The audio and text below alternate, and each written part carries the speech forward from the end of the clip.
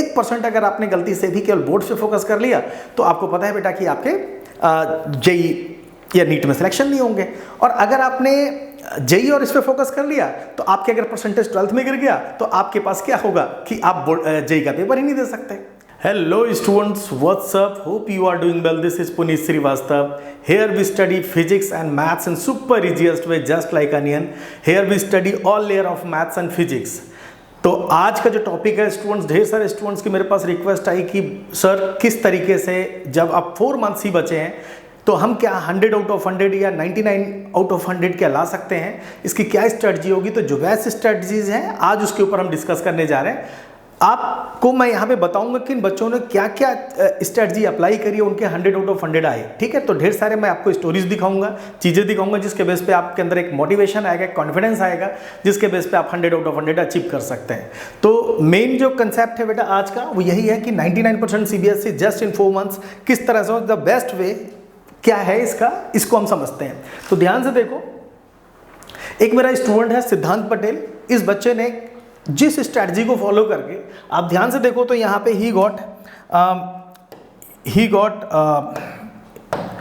Yes students, just check it out, है ना। सो maths 100 है ना, मैथ्स 100, फिजिक्स 95 एंड केमिस्ट्री 99। ये स्ट्रैटेजी क्या थी इसके ऊपर हम डिस्कस करने जा रहे हैं। साथ में बच्चे ने IIT में भी बहुत अच्छा स्कोर किया। ठीक है, आप देख लो यहाँ पे all India rank he got 2006 and UP rank, state rank 309। तो ये सब कैसे हुआ, IIT कानपुर में मैथ्स एंड कंप्यूटिंग में ये आराम से बीटेक कर रहे हैं। तो इस स्ट्रैटेजी क्या थी, किस तरह से बच्चों को पढ़ाया, और ये बच्चा 7th क्लास से मेरे से पढ़ाई कर रहा था। तो आप समझ सकते हैं 7 to 12th क्लास जो भी स्ट्रैटेजीज हो सकती हैं वो किस तरह से मैंने इस पर अप्लाई किया और इसने इस तरह से अचीव किया। आज हम बात करने जा रहे हैं कि ये स्ट्रैटेजीज क्या होती है, किस तरह से हम फॉलो करेंगे, क्या करेंगे तो हमारे मार्क्स किस तरह से इंप्रूव होंगे। तो देखो ध्यान से, यहाँ पर मैंने एक कुछ मेरे पास इस टाइप की, देखो यहाँ पे सीन क्या है कि द इकोनॉमिक्स टाइम्स में यह है कि CBSE has revealed that board examinations for class 10th and 12th for the academic session 25th है ना, 24-25 जो सेशन चल रहे हैं, current session is 24 and 25 will start from February 15 2025। Last year भी कुछ इसी तरह से स्टार्ट हुआ था, 2-4 दिन का फर्क हो सकता है। लेकिन ये लैंग्वेजेस के टेस्ट होते हैं, ये ढेर सारे एग्जामिनेशंस होते हैं जो हर साल होते हैं। एग्जैक्टली मान के चलो, मुझे लग रहा है कि शायद ये लगभग आपका जो एग्जामिनेशन होगा 20-25 के आसपास ही स्टार्ट होगा और मेन एग्जामिनेशन जो होंगे वो मार्च में ही होंगे। ठीक है, तो आपके पास जो टाइमिंग्स हैं उसको पूरा मैं एक प्रोसेस बताता हूँ किस तरह से होगा, ध्यान से देखो। तो अब हमारे पास क्या बचा है बेटा, ध्यान से देखो, एक चीज़ को मैं प्रॉपरली आपको समझाने की कोशिश करूँ at the end of the class क्या सॉल्यूशन है, किस तरह से हम फिजिक्स को किस तरह से करें, मैथ्स को कैसे करें और किस तरह से कौन कौन से टॉपिक में हम ज़्यादा फोकस करें कि हम मार्क्स अच्छे से अचीव कर पाएँ, किस टॉपिक से वेटेज कितना है, हर टॉपिक में मैं डिस्कस करने जा रहा हूँ। अगर आपने थोड़ा सा पेशेंस रख करके और इस स्ट्रेटजी को फॉलो कर लिया तो आप 100% आप बहुत अच्छे मार्क्स लाने वाले हैं। मार्क्स क्यों इंपॉर्टेंट है इस पे भी हम डिस्कस करने जा रहे हैं, ध्यान से देखना। ठीक है, तो सितंबर, अक्टूबर, नवंबर, दिसंबर, जनवरी एंड फरवरी। ठीक है, आप देखो यहाँ पे क्या क्या होने वाला है। सितंबर तो मान के चलो बेटा ये आपका खत्म हो चुका है क्योंकि ये जस्ट अबाउट टू फिनिश है ना। तो अब बात हो रही है अक्टूबर मंथ की, है ना। तो अब अक्टूबर आपके पास है ना, अक्टूबर है, नवंबर है आपके पास एंड दिसंबर है। ठीक है, इसके बाद आपके साथ क्या होगा बेटा, प्री बोर्ड्स होंगे एग्जामिनेशंस में, है ना, स्कूल में आपके प्री बोर्ड्स होंगे। तो वहाँ पे भी आपका करीब मैं कहता हूँ 1 वीक खराब हो जाएगा आपके अप्रॉक्स, है ना, 1 वीक उसमें चला जाएगा। इसके बाद जनवरी आ जाएगा, जनवरी के अंदर जनवरी में भी आपका कुछ टाइम जाएगा, प्रैक्टिकल से स्टार्ट हो जाते हैं स्कूल्स के। तो आपको ये मान के चलना बेटा कि लगभग हाफ मंथ आपका वहाँ से रिड्यूस हो गया। मेरी स्ट्रैटेजी बिल्कुल साइंटिफिक है और 25 ईयर्स तक बेटा मैंने इसको यूज़ कराया है बच्चों पे और वहाँ पे बहुत अच्छे रिजल्ट्स आए हैं। इस वजह से मैं इसको अच्छे से डिस्कस कर रहा हूँ ताकि मेरे जितने भी स्टूडेंट्स हैं वो अच्छे से मार्क्स को अचीव कर पाए। राइट, चलिए, तो अब फरवरी और ये हमारे पास टाइमिंग्स क्या बचती हैं, लगभग मान के चलो बेटा 1 2 3 4 5 मार्क्स को मैं अगर सिंपल कर दूं बेटा, हर हालत में आपके पास 4 मंथ्स बच रहे हैं, है ना, 4 मंथ्स आपके पास बच रहे हैं। तो that is the main thing. तो हम इन 4 मंथ में क्या स्ट्रेटजी अप्लाई करें, किस तरह से हम स्ट्रेटजी बनाएं कि हम आराम से बहुत अधिक फास्ट ना होते। देखो एक चीज़ होता है, कुछ बच्चे ऐसे होते हैं कि वो सोचते हैं 10th क्लास में सर हमने तो केवल एग्जामिनेशन से 2 दिन पढ़ लिया, मेरा काम हो गया। यहाँ नहीं होगा, ये एक अलग ही प्रोसेस है क्योंकि यहाँ पे सिलेबस बहुत ज़्यादा है, तो उनको किस तरह से आप करोगे तभी हो पाएगा। मैं स्ट्रेटजी को फॉलो करो, आराम से चीज़ें होंगी, ठीक है। आगे बढ़ते हैं बेटा, ध्यान से देखो। तो एक चीज़ जो सबसे इंपॉर्टेंट है आपको ध्यान से समझना, वो ये क्या है, देखो जनवरी में जो आपका सेशन फर्स्ट है अप्रोक्स लास्ट यानी कि 24 का जो मुझे लग रहा है कि वो 27 ऑफ जनवरी, 29, 30, 31 एंड फरवरी 1 तक ये एग्जामिनेशन शेड्यूल्स मेरे ख्याल से जेई के हो सकते हैं। एज पर माई व्यू ये होने चाहिए, ठीक है, मे बी पॉसिबल होगा, ठीक है। और क्यों होगा, 23 में जो एग्जामिनेशन शेड्यूल था ये था, on the basis of that मैंने गेस किया कि ये होने चाहिए, ये होंगे, तब भी आपको सोचो आपका जनवरी लगभग इन चीज़ों में जाएगा। तो जनवरी में कितने दिन हम यूज कर पाएंगे, स्ट्रेटजी में एक साइंटिफिक होगा, अगर आपके पास टोटल कैलकुलेशन आ जाए आपके पास वास्तव में कितने दिन बचे हैं और किस तरह से आप उसको एक मैथ्स लगा करके आप उसको सॉल्व कर पाएंगे कि मुझे कितना कितना पढ़ना हो, उस चीज़ को अचीव कर पाएंगे, है ना। ये बात समझ में आई। देखो बोर्ड्स आपके एग्जाम्स लगभग 15 फेब से हैं, तो 22 फेब से आपका ये था, है ना। तो इस तरह से करके इंग्लिश के और इस सब के एग्जामिनेशंस हो जाते हैं बोर्ड के। तो पहले एग्जामिनेशंस मतलब जो मेन एग्जाम सब्जेक्ट्स हैं उनके नहीं होते हैं, ठीक है। चलो अब आगे समझते हैं बेटा, आपको समझ में आया पूरा स्ट्रेटजी क्या है कि ये टाइमिंग्स हमें अपने को सेव बना के चलना होगा। ओके, तो और समझते हैं, ध्यान से देखो। एक बच्चे ने मुझे कमेंट किया सर 90% इन क्लास 10th, ठीक है। एक बच्चे ने मैसेज किया सर मेरे जो है 90% मार्क्स हैं, ठीक है, 66.4% इन 12th क्लास, है ना, इमेजिन इट, है ना, 10th क्लास में 90%, 66.4% in 12th class and JEE mains 96 percentile. Hurts so good sir. क्या मतलब है इस चीज का, देखो 10th क्लास में 90%, 12th क्लास में 66.4%, ये क्या मतलब है सर। यहां पर आप समझो कि क्या इस बच्चे के लिए दोबारा अगर ड्रॉप लेता है तो क्या ये जेई क्रैक कर पाएगा। तो इंपॉर्टेंट क्या था इस बात पे डिस्कस करना, क्या मुझे 12th बोर्ड पे फोकस करना चाहिए या फिर मुझे जेई पे फोकस करना चाहिए, है ना। आप लोग की जो सबसे बड़ी प्रॉब्लम है बेटा, उसी का सॉल्यूशन मैं लेके आया हूं आपको समझाने के लिए, है ना, कि सर मैं किसकी मेहनत करूं, दोनों तो मेरे से अपने से हो नहीं रहा। अब इस बच्चे ने किया तो क्या हुआ, इसके अंदर 90% in class 10th, 90% in class 10th, 66.4% यहाँ पे। अब क्या होगा, आपके पास जो ग्रोथ है ना, जब भी कहीं आप जॉब के लिए अप्लाई करते हो तो ग्रोथ रेट देखा जाता है। अगर इसका उल्टा सिस्टम होता, लेट से यहाँ पे होता 66.4 इन क्लास 10th और 12th क्लास में 90 होता है, ये ग्रोथ माना जाता है बेटा। यहाँ क्या हुआ, उल्टा हुआ। जब कभी भी किसी भी एग्जाम, किसी भी HR डिपार्टमेंट्स को आप अपनी प्रोफाइल जब देते हो कि अपना जो रिज्यूम देते हो, तो वहाँ पर एक सीन आता है कि भाई इस बच्चे ने स्कोर कितना किया है ना। तो 10th से 12th में एक ग्राफ जे कर्व बना या डाउनफॉल आया, तो एग्जैक्टली यहाँ पे डाउनफॉल आया। तो ये एक नेगेटिव माइंडसेट होता है, आपको समझ में आ रही बात। फिलहाल वो कोई बात नहीं, अगर IT कैंपस पहुंच गया या मेडिकल कॉलेज पहुंच गया तो वहां से तो ठीक कर लेगा जैसा भी है ना। लेकिन प्रॉब्लम क्या है, इसकी 66.4 है, मतलब 66.4 मतलब 75% क्राइटेरिया को मीट आउट नहीं कर पाया। अगर ये ड्रॉप लेता है तो अगली बार क्या करेगा, जेईई का तो पेपर ही नहीं दे पाएगा। तो आप मेरी पूरे प्रोसेस को समझने की कोशिश करो, ये आपके 15 मिनट आपके बहुत काम के हैं, आपकी लाइफ को बदल के रख देंगे, ठीक है।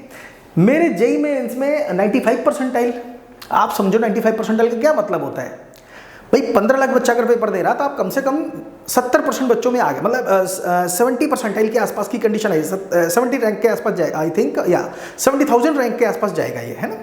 तो आप फील करो कि बच्चा कितने बच्चों को पीछे कर दिया, ये बेवकूफ़ तो नहीं था, है ना, ये इंटेलिजेंट बच्चा था। ठीक सर, मैं जेईई मेंस में 95 परसेंटाइल है, पर 12th बोर्ड में 54% आ गए। क्यों बता रहा हूं सर आपको, है ना, बताने के पीछे का रीजन है कि ये चीजें जो हुई है हिस्ट्री में, ठीक है भाई, आप कहाँ बिजी है, कहीं ना कहीं सोशल मीडिया पे, कहीं ना कहीं आपकी एफिशिएंसी गिरती है। मैं उसको सेव करने की कोशिश कर रहा हूँ भाई। अगर किसी बच्चे की इतनी परसेंटाइल अगर जेईई के अंदर, मेंस के अंदर क्रैक कर रहा है, उसकी परसेंटेज यहाँ गिर जा रही है, तो वो तो बेचारा कट ऑफ से आउट हो गया ना। तो क्या प्रोसेस है, क्या तरीका है जिसकी वजह से हम ये घटनाएं ना होने पाए आपके साथ, ठीक है। तो देखो 12th बोर्ड आगे 54% आए हैं, मैथ्स में कम आए हैं और बहुत हैं, तो इम्प्रूवमेंट एग्जामिनेशन दूंगा, पर क्या मैं काउंसलिंग में प्रैक्टिस कर पाऊंगा या नहीं, क्योंकि वहाँ पे एलिजिबिलिटी 60 का है जैक दिल्ली। ओके, सो सीधी कंडीशन है बेटा, आप समझ सकते हो कि प्रॉब्लम है। जोसा की काउंसलिंग में अगर आपके जेईई मेंस में आपके जो मार्क्स इंप्रूव नहीं होते हैं तो आप नहीं बैठ सकते, आपका साल बर्बाद जाएगा, ठीक है। तो इसलिए इंप्रूवमेंट के मार्क्स भी अगर आएंगे, आई थिंक मुझे लेट हो जाता है वहाँ पे, तो जोसा की हर साल अपनी कुछ चीज़ें चेंज होती हैं, तो उस हिसाब से आप एक बार चेक कर लेना। बट मेरा कहना केवल यही, आपके हाथ में सब कुछ है बेटा, इस समय आपको फोकस करके अपने मार्क्स को इंप्रूव करने हैं, ठीक।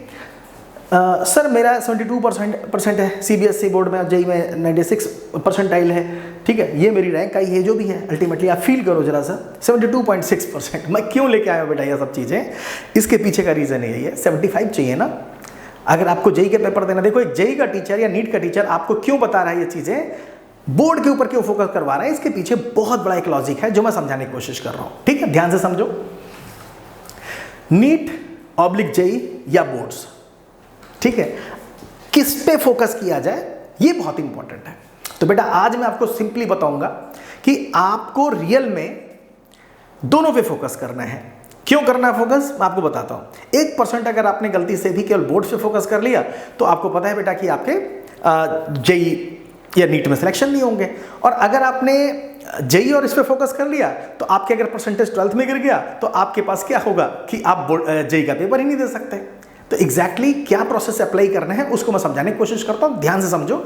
और ये अगर आपके कोई दोस्त हैं या कोई भी आपके फ्रेंड्स हैं जिनके पास जिनको यही प्रॉब्लम्स है तो आप मेरे इस लेक्चर को आप शेयर कर दो उसको, ठीक है। अब ध्यान समझो कि ये मैंने क्या बताया आपको बोर्ड्स के लिए, ठीक है। अब आप ध्यान से देखो क्या प्रॉब्लम्स आएंगी एग्जैक्टली, क्या तरीका हो सकता है जिस तरीके से हम अपने प्रोसेस को मेंटेन कर पाए, है ना। तो एग्जैक्टली क्या होगा उसको मैं समझाता हूँ। मैंने एक चार्ट के थ्रू, पाई चार्ट के थ्रू समझाने की कोशिश करता हूँ क्या वेटेज होता है फिजिक्स का एग्जैक्टली, ठीक है। ये सेल्स नहीं है, ये एक्चुअली एक ग्राफ बनाया था तो वहाँ पे आया, देखो ध्यान से। तो क्या प्रोसेस होगा, देखो ये जो आपका है ओके, सो इलेक्ट्रोस्टैटिक्स है, राइट, इलेक्ट्रोस्टैटिक्स।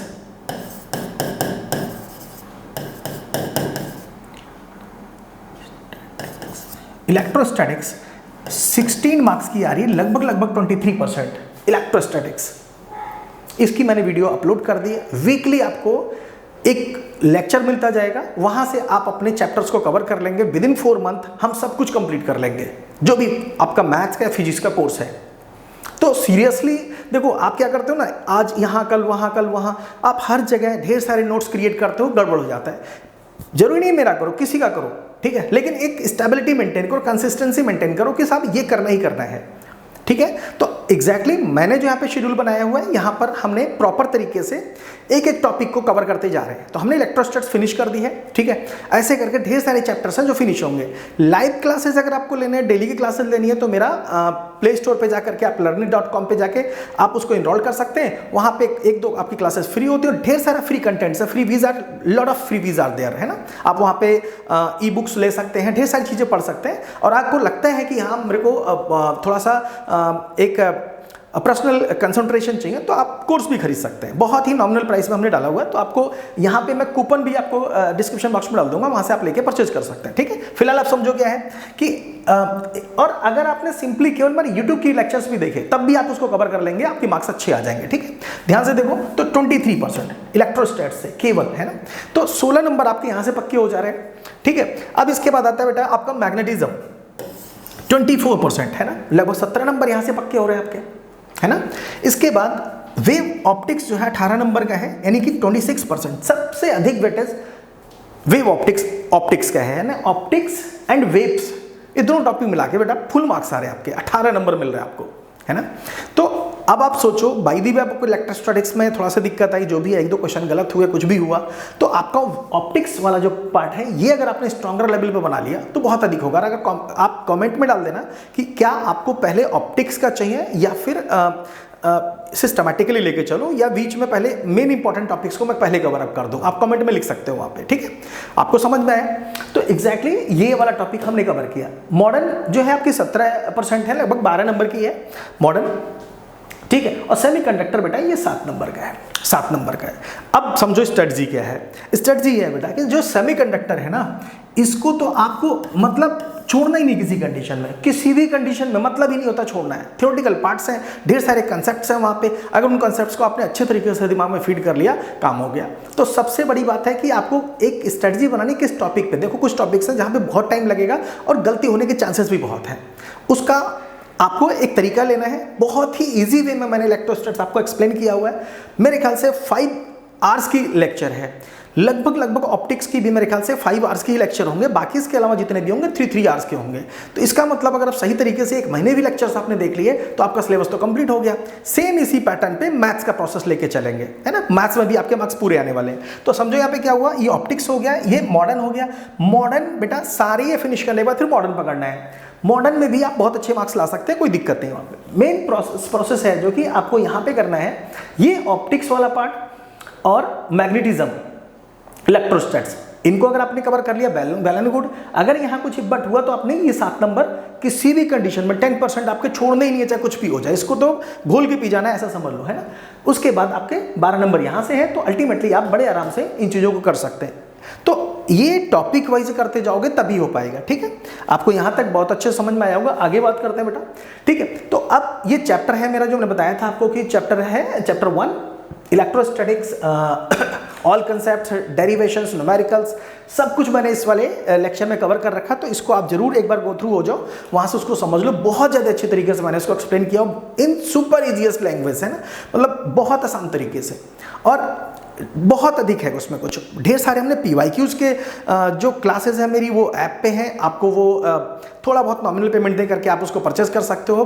कूपन्स भी मैं यहाँ पे लगा दूंगा, तो आप कूपन भी चेक कर लेना, डिस्क्रिप्शन में होगा, वहाँ से आप कूपन यूज़ करके उसको परचेस कर सकते हो। बहुत ही सस्ते में आप अपने मार्क्स को अचीव कर सकते हैं, मैक्सिमम मार्क्स, राइट। तो ये बात समझ में आ गई होगी। देखो अब मेरा जो फोकस है कि नीट, जेई या बोर्ड्स, तो बैलेंसिंग या फोकस क्या करना है आपको, बैलेंसिंग एंड फोकस क्या है प्रोसेस।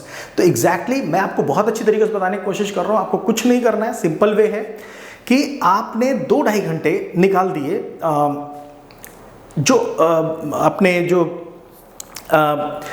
2-2.5 घंटे अप्रॉक्स, है ना, कि आपने एक क्विक रिवीजन करना है हर चीज़ का। जैसे मान लिया आपने एक सिस्टम बना लिया कि सपोज इलेक्ट्रोस्टैट्स खत्म हो गई आपकी, तो आपने एक बार दोबारा से, हाँ एक चीज़ बहुत इंपॉर्टेंट है बेटा जो आपको समझना है कि जो 2-2.5 घंटे निकाल रहे हो आप ना, उसको प्रॉपर तरीके से टेस्टिंग प्रोसेस में लेके जाओ अपने आप को, है ना। कि सपोज आपने बाय द वे आपका इलेक्ट्रोस्टैट्स खत्म हो गया, है ना, आपने इलेक्ट्रोस्टैट्स कंप्लीट कर लिया, है ना, तो आपको ये चेक करना है कि इलेक्ट्रोस्टैटिक्स, है ना, ये आपने फिनिश कर लिया। अब आपने इसका टेस्ट दिया, तो सर टेस्ट कहाँ पे दें, ठीक है बेटा, प्लेटफॉर्म है, फ्री है पहला, उसके बाद कुछ उसमें चार्जेस होंगे छोटे मोटे, आप वहाँ पे जाके टेस्ट दे सकते हैं। आपके वहाँ पे मार्क्स आ जाएंगे, आपको पता लगेगा नेशनल रैंक आपकी क्या ही है, कितने नंबर आप ला पा रहे हैं वहाँ पे। बेस्ट वे है ना। आपने भाई उन टेस्ट को, उसी टेस्ट को पर्टिकुलर किसी बच्चे ने दिया तो उसके कितने मार्क्स आए, आपके कितने मार्क्स आए, अब आप आइडिया लगा लोगे। गलत फहमी में नहीं रहना बेटा, क्योंकि आपको यही नहीं पता लग पाएगा कि आपकी तैयारी कैसी है। जिस दिन एग्जाम होगा उससे आपको नहीं चेक करना है, आपको अपने बेसिस पे चेक करना है। एग्जाम तो बाद में होगा ना, उसके बाद तो रिजल्ट आ जाएगा। तो आप एक पेपर को देने से पहले कम से कम 100 पेपर आप देखे जाओगे। देखो ये इंडिया की प्रोसेस है। अपने देश के अंदर सबसे बड़ी प्रॉब्लम क्या है कि एग्जामिनेशंस और कॉम्पिटिशन ढेर सारे होते हैं बेटा, बहुत होते हैं। बच्चा 70% to 90% मैंने देखा है कि उन्होंने मॉक टेस्ट नहीं दिए होते हैं, ठीक है। अगर आपने मॉक टेस्ट दिए हैं, ठीक है, तो आप मान के चलो आपके मार्क्स बहुत अच्छे आने वाले हैं। मैं अपने एक्सपीरियंस के बेस पे बोल रहा हूँ ये चीज़। जिन बच्चों ने ढेर सारे मॉक्स दिए हैं, जिन्होंने ढेर सारे टेस्ट दिए हैं, उनके मार्क्स बहुत अच्छे आते हैं। तो अपने आप को 2-2.5 घंटे पर डे का एक प्रोसेस निकाल लो। मैं कह रहा हूँ वीकली निकाल लो, ठीक है। आप इस टाइप के टेस्ट जरूर दो। फ्री लिंक्स हैं टेस्ट के, आप नीचे का इसमें आप जा करके या मेरा प्ले स्टोर पे जा करके आप ऐप लोड कर सकते हैं, वहाँ से आपको टेस्ट मिल जाएंगे, है ना। देखो 2 तरीके टेस्ट होते हैं। एक टेस्ट होता है कि आपने ऑनलाइन लाइव आकर के टेस्ट दिया, जिसमें सारे बच्चे दे रहे हैं, वो मेरे ख्याल से थोड़ा सा कॉस्ट जाता है, उसमें वो आपको पे करना पड़ता है। अदरवाइज ढेर सारे फ्री टेस्ट भी हैं, उसमें अपने आपको चेक कर लो वहाँ पे, राइट। चैप्टर वाइज टेस्ट आ दे रहे हैं ना। तो एक चीज़ है कि बैलेंसिंग एंड फोकस। फोकस कैसे आएगा, जब आपके मार्क्स कम आएंगे आपका फोकस बढ़ जाएगा। एक तरीका ये भी है कि प्री बोर्ड्स में अगर कोई इंटेंशन में पेपर नहीं बना रहा, ढेर सारे टीचर्स होते हैं, उनको कोचिंग पढ़ाना कुछ भी करना, तो वो थोड़ा सा इंटेंशन में पेपर कभी कभी क्रिएट कर देते हैं, है ना। अब बाय द वे वो पेपर इंटेंशन में नहीं बन रहा। तो स्कूल के जो एग्जाम्स में है वो भी बहुत अच्छे हैं, उसमें आपने अगर अच्छे स्कोर कर दिया, इंटेंशन में पेपर नहीं बनना चाहिए, बस इतना सा है ना। तो वो पेपर भी बहुत अच्छे हैं, आपको अपने ऊपर जज करने के लिए वास्तव मेरी क्या पोजीशन है, ठीक है। तो वो एक तरीका है। अल्टीमेटली आपके एक चैप्टर फिनिश के भाई एग्जामिनेशन पहले हो गया, सपोज दिसंबर में आपकी तैयारी जनवरी फर्स्ट वीक में हो रही है, जनवरी लास्ट में हो रही है, तो आपने जो जो करते गए उसको अपने हिसाब से टाइम शेड्यूल करा, और आपने मेरा एक पूरा टाइम शेड्यूल चल रहा है किस तरह से कब कब कितने टॉपिक का टेस्ट हो रहा है। पुराने टेस्ट भी आप दे सकते हैं, और जो अभी करंट टेस्ट सेशन में टेस्ट होने वाले हैं, सारे इंडिया के बच्चे बैठते हैं उसमें, तो उसमें देख लेंगे कौन सा बच्चा दे सकता है ना। तो ढेर सारे बच्चे उसमें एग्जाम्स देते हैं, तो आप भी उसको एनरोल कर सकते हैं, राइट। चलो, तो ये बोर्ड्स हो गया, ये बैलेंसिंग हो गया। हमने इसके बारे में थोड़ा सा बताया कि हमें टेस्ट के थ्रू अपने आप को चेक करना है, तभी हम पता लगा पाए नीट में मेरी क्या पोजीशन चल रही है, जेईई में मेरी क्या पोजीशन चल रही है, या मैं बोर्ड्स पे क्या कर पा रहा हूँ। बोर्ड्स में भी एमसीक्यूज में सबसे अधिक प्रॉब्लम आती है। देखो, जो लेंथी क्वेश्चन होते हैं ना, उनको आपने एक बार थियोरिटिकली उसको लर्न कर लिया, या कुछ मैथमेटिकल क्वेश्चन हैं उनको आपने सॉल्व कर लिया, लेकिन एमसीक्यूज में कभी कभी बच्चा क्या करता है, छोटे से क्वेश्चन में बहुत लंबा मेथड लगा के बैठा है, उसका सारा टाइम वहाँ पे बेकार हो गया। मतलब एक एमसीक्यू जिसके लिए हमें 2.5 सेकंड से 2.3 मतलब 2 मिनट्स टू 3 मिनट्स के आसपास का टाइम देना था, उसमें वहाँ पे जाके 10 मिनट दे दिया उसने। आप बताओ आप कि वो किस तरह से स्कोर करने जा रहा है, वो तो वहीं पे फेल हो चुका है ना। इसकी आपको प्रैक्टिस करनी है भाई। नहीं आता छोड़ दो क्वेश्चन, किसी एक क्वेश्चन के बेस पे आपने 3 या 4 क्वेश्चन छोड़ दिए, वो किधर से ठीक है। इसकी प्रैक्टिस आपको करनी ही पड़ेगी, राइट। तो आगे बढ़ते हैं बेटा, ध्यान से समझो, ठीक है। अब एक बच्चा है कि आप ध्यान से देखो, है ना, ये है meet CBSE 12 topper, crack NEET and JEE and left medical IIT Madras took admission in इसने दोनों में टॉप कर दिया। उसके बाद भी इसने क्या किया देखो, he has topped in CBSE class 12th board exam and has also scored in NEET, है ना, and JEE. Despite this, he left medical IIT Madras, है ना, and took admissions in this, है ना। तो आप समझो बच्चे ऐसे भी हैं कि दोनों कुछ क्रैक कर दे रहे, है ना, नीट भी है, जेई भी। और एक बच्चा ऐसा है जिसका 12th में मार्क्स नहीं आ पा रहे। सारी कहानी क्या है बेटा, फोकस। आपने किस तरीके से किस चीज़ को फोकस किया, उसके बेस पे चीज़ें होंगी। आपने किस चीज़ को कितनी तेजी से समझा है, उसके ऊपर बातें होंगी, है ना। That is the thing. आपको क्या करना, सिंपल है भाई, किसी एक मेंटर के थ्रू आपको चलना पड़ेगा। अगर आपको लग रहा है कि मैं आपको परफेक्ट बता सकता हूँ, मैंने 25 ईयर्स करे हैं, मैंने आपको आते ही सबसे पहले बताया एक बच्चे ने किस तरीके से फुल मार्क्स अचीव किए, ठीक है। अगर आप ध्यान से देखो तो मैंने आपको बताया कि इस बच्चे ने फुल मार्क्स कैसे अचीव किए। देखो, IIT कानपुर लिया इसने, ठीक है, 0 अटेम्प्ट में, यहाँ कोई ड्रॉप नहीं है बेटा, सिंपल है ना। मैथ्स में 100, फिजिक्स में 95, केमिस्ट्री में 99, और ईयर 2006। छोटा सा शहर है बेटा बरेली, यहाँ पे आप फील करो कैसे पॉसिबल है ये सारी स्ट्रेटजीज होती हैं बेटा, इनको अगर फॉलो करोगे तभी होगा, ठीक है। तो एग्जैक्टली आपको मैंने ये कंसेप्ट दिया, राइट। तो अब बात होती है, ओके, सो यस, सो आपको ये बात समझ में आ गई है ना। एक लड़के ने जेईई और नीट दोनों क्रैक कर दिया, ठीक है। CBSE board exams results 23 Mumbai, friends scores 99% each class 12th, both aim pursue engineering from IIT, है ना। 2 बच्चे हैं, देखो ध्यान से, है ना। अथर्वा कृष्णा एंड कुंदन माती हैव ट्विनिंग, स्कोर 99%। है मजेदार चीजें होती हैं बेटा, चीजें की जाती हैं। Not started board preparation yet, comment करो बेटा आपने स्टार्ट करी है या नहीं करी है, बस इतना लिखना, यस या नो, जिससे मैं अपना एक डेटाबेस तैयार करूंगा। उसके बेस पे मैं आपको बताऊंगा कि आपको मैं क्या बेस्ट स्ट्रेटजी दे सकता हूं। और अगर आपने ऐप पे आ गए तो वहाँ पे कम्युनिकेशन होता है, जिसमें आप मेरे से कम्युनिकेट कर सकते हो, मैं आपको और अच्छे तरीके से जवाब दे पाऊंगा, है ना। इनरोल्ड करना टोटली फ्री है, ढेर सारे फ्रीवीज हैं उसमें। लेकिन अगर आप चाहते हो कि एक पर्सनल मेंटरिंग चाहिए आपको, तो उसके लिए आपको कुछ नॉमिनल पेमेंट करना होता है, जिसके बेस पे आप मेरे से कनेक्ट हो जाओगे। अदरवाइज डायरेक्टली आप freebies are, lot of freebies are there. आपके पास वहाँ पे ई बुक्स आर देयर, आपके पास ट्रायल वीडियोज आर देयर, ढेर सारे एनिमेटेड वीडियोस आर देयर, ठीक है। बहुत कुछ है वहाँ पे, आपको आराम से चीज़ें समझ में आएंगी, ठीक है। You got it. तो आप जल्दी से कमेंट करो कि आपकी तैयारी कैसे, आपने स्टार्ट किया या नहीं किया, उसको आप आराम से चेक करो, राइट, सेंड करो। Understand the difference between the understand the difference and the action, है ना। तो क्या चीज़ करना है आपको, देखो अब अगर आपने अभी भी जो तैयारी है उसको नेक्स्ट लेवल नहीं दिया है, टाइम बिल्कुल आ चुका है, तो डेली आपको एनालिसिस करना है। और आपको एक बात समझनी है अच्छी तरीके से कि अगर आपने मैथ्स के क्वेश्चंस लगाए थे 3 दिन पहले, उसके बाद उसको रिवाइज नहीं करना बेटा। जो सबसे बड़ी प्रॉब्लम है, बच्चा क्या करता है कि उसने सपोज उसने इलेक्ट्रोस्टैटिक्स पढ़ लिए है ना, अब इसके बाद क्या कर रहा है वो, एक हफ्ते बाद उसने मैग्नेटिज्म स्टार्ट कर दी, मैं एग्जांपल बता रहा हूँ, उसके बाद इलेक्ट्रोस्टैटिक्स गायब हो गया उसका। इसलिए हर थर्ड डे बाद आपको अपने आप को टेस्ट देना है या वीकली आपको टेस्ट देना, वहां से क्लियरिटी आती है अच्छे से, ठीक है। एक्शन क्या करना है कि एक्शन यही है कि बेटा आपको 2 या 3 आवर्स पर डे आपको एक एनालिसिस करनी है कि आपको क्या क्या आता है। सपोज आपने इंटीग्रेशन का क्वेश्चन लगाया, ठीक है, अब आपने देखा कि बेटा किस तरह से कमेंट में करना, बेटा इंटीग्रेशन कॉट इनवर्स एक्स किस तरह से सॉल्व करोगे, है ना, आप लिख के दे सकते हो वहाँ पे आंसर से, इसका आंसर ही आएगा।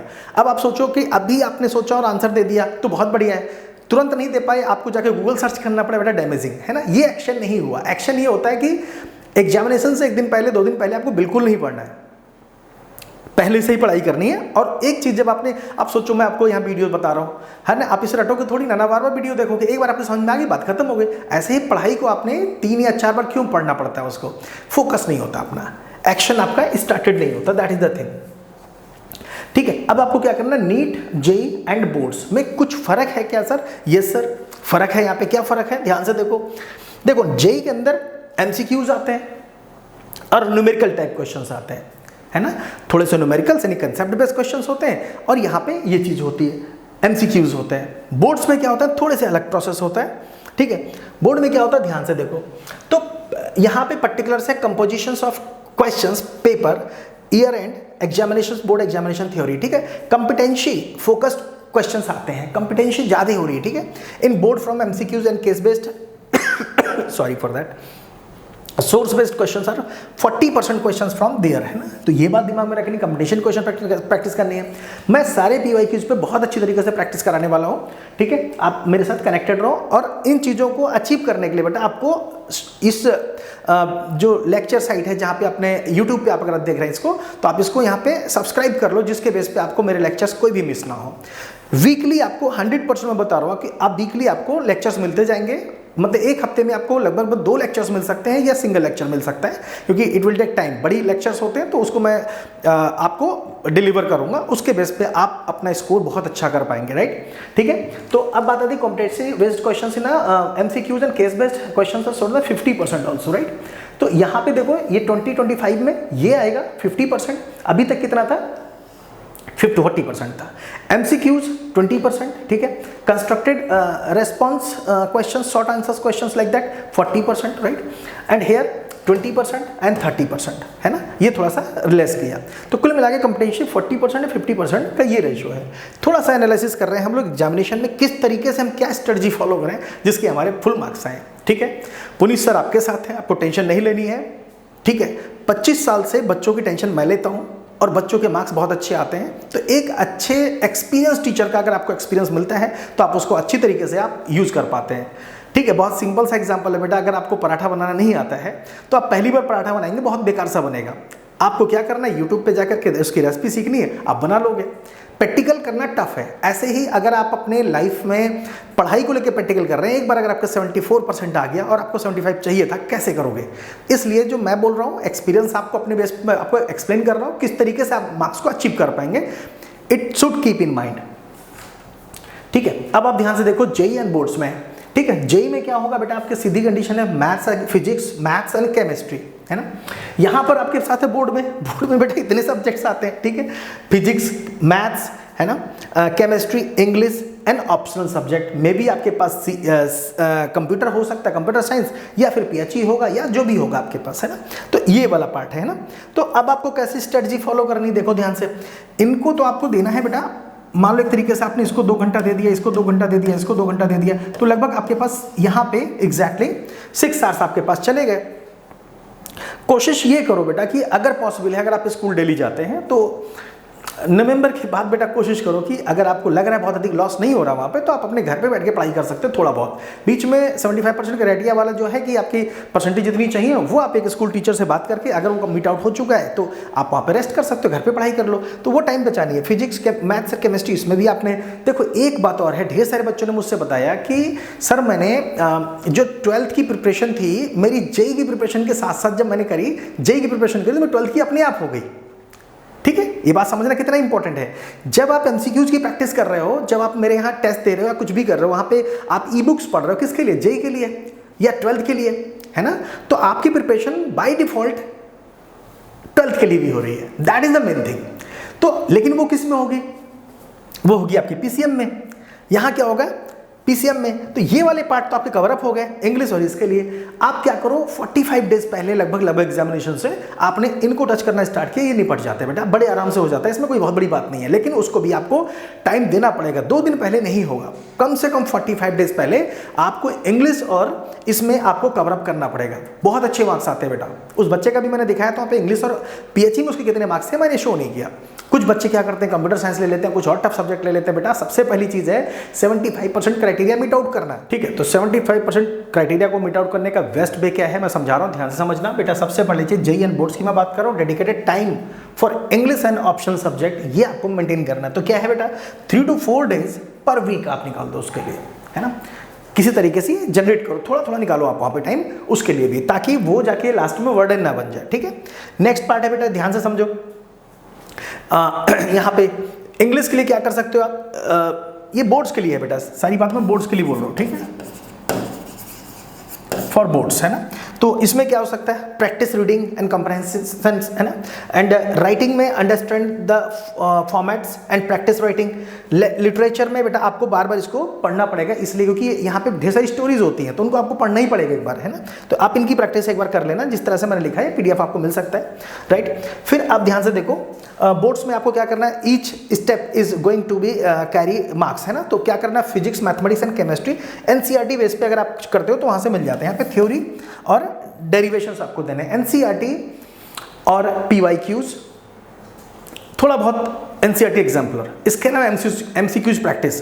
तो मैंने ढेर सारे एनसीईआरटी बेस्ड क्वेश्चंस भी, हमने ढेर सारे एनसीईआरटी बेस्ड क्वेश्चंस कि जो एनसीईआरटी के ऊपर बेस्ड है, ऐसे क्वेश्चन के ढेर सारी प्रैक्टिस सेशन में डाले हुए हैं, आप उसको भी टेस्ट में जाकर के आप दे सकते हैं, राइट? चलो आगे देखते हैं बेटा, देखो ध्यान से। NCERT is a Bible for CBSE class 12th board students, is the भक्ति Kurhekar and Mumbai's Bibgyor Rise School, who scored 99.40% in her 12th examination, while Athar Mittal and from Amity, है ना, international school, who scored 99.40% for subject like physics, chemistry and maths. NCERT, CBSE sample papers and previous years question papers must for the students, है ना? तो आप समझो कुछ बात है, NCERT को आप छोड़ नहीं सकते। NCERT एक्चुअली एक रेफरेंसेस बुक पढ़ने चाहिए आपको, टीचर्स पढ़ने चाहिए, बहुत कुछ है। इसके अलावा NCERT को एज ए क्वेन बुक, यानी कि एज ए एक शॉर्ट बुक आप मान लो, तरीके उसमें सब कुछ दिया हुआ है, आप उनके डायरेक्टली क्वेश्चन प्रैक्टिस करना स्टार्ट कर दो, दैट्स इट, है ना? ठीक है, समझ में आया? आगे बढ़ते बेटा, ध्यान से देखो। तो ये लेक्चर आपको बेटा जरूर देखना है, वीकली आपको लेक्चर्स मिलेंगे, ये आपको पूरा का पूरा कंसेप्ट आपको क्लियर करेगा। एक मैथ का, एक फिजिक्स का आपको लेक्चर वीकली 4 से 5 घंटे का, वन शॉट के अंदर सब कुछ खत्म कर देंगे बेटा, जो भी इस चैप्टर के अंदर था, जो कुछ भी एग्जामिनेशन के लिए आपके लिए बहुत इंपॉर्टेंट है। ये जेईई नीट को दोनों को कवर अप करेगा, इसलिए आपको इसको जरूर देखना चाहिए, ठीक है? आगे बढ़ते हैं बेटा, ध्यान से देखो। तो एग्जैक्टली अब क्या करना है आपको, बहुत ही सिंपल सा वे है जिसके बेस पे आप इन चीजों को इजीली कर पाएंगे। तो मेरे वेबसाइट का लिंक है बेटा learnit.com, learnit, है ना, learnit.com। गूगल प्ले स्टोर पे जाके आप सर्च करोगे, गेट इट गूगल प्ले, है ना, आप लिखोगे learn it, you will get that it, है ना? इसको आप डाउनलोड कर लो, वहां से आप इसको स्टार्ट कर सकते हो। All the best.